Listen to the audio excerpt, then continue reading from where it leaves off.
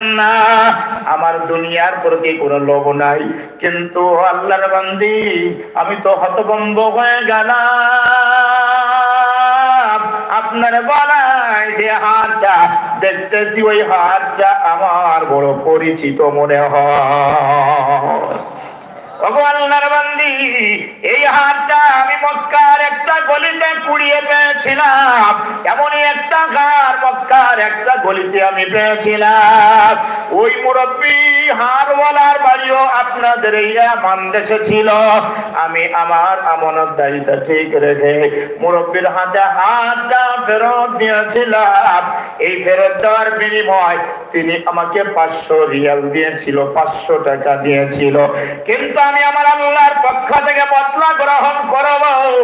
এই জন্য আপনার সেই মুরব্বীর হাত থেকে, সেই মুরব্বীর কাছ থেকে আমি দুনিয়ার কোন বদলা গ্রহণ করি নাই। যদিও 3 দিন পর্যন্ত না খাওয়া অবস্থায় আমি তখন ছিলাম। এই হারটার মতোই হুবহু সেই হারটা ছিল।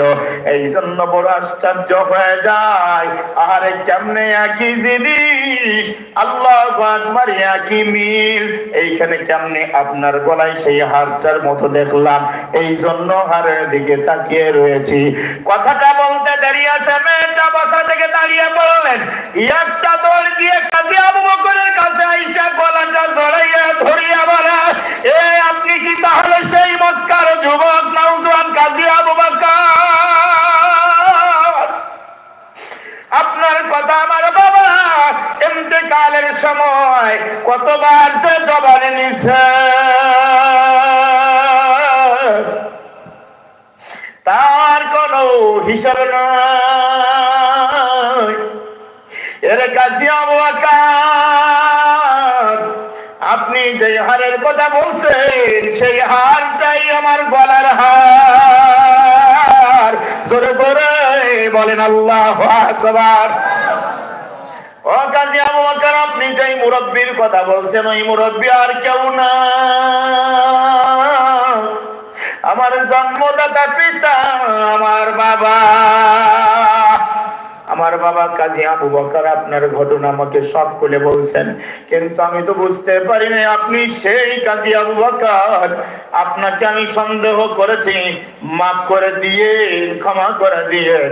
এইভাবে গলার থেকে হাতটা নামাইয়া কাজী আবু বকরের হাতে হাতটা দিয়ে বলে, ও গো আমার স্বামী, আজকে প্রথম দেখায় এই কোটি টাকার হাতটা আমি আপনাকে হাতিয়ে দিলাম।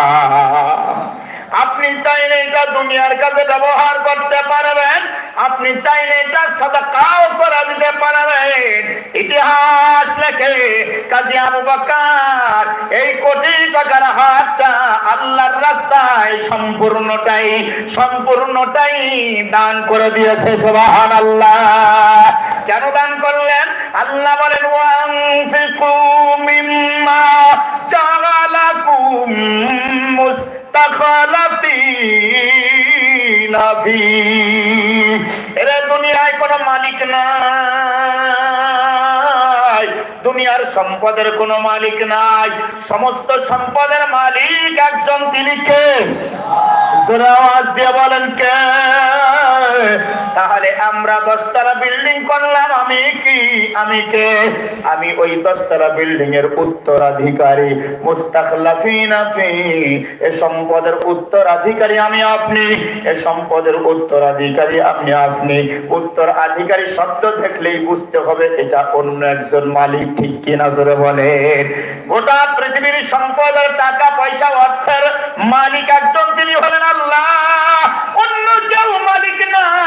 এই সম্পদ থেকে আল্লাহর রাস্তায় আল্লাহ ব্যয় করতে বলেছেন। জোরে জোরে বলেন কথা ঠিক কিনা? কাজী আবু বকর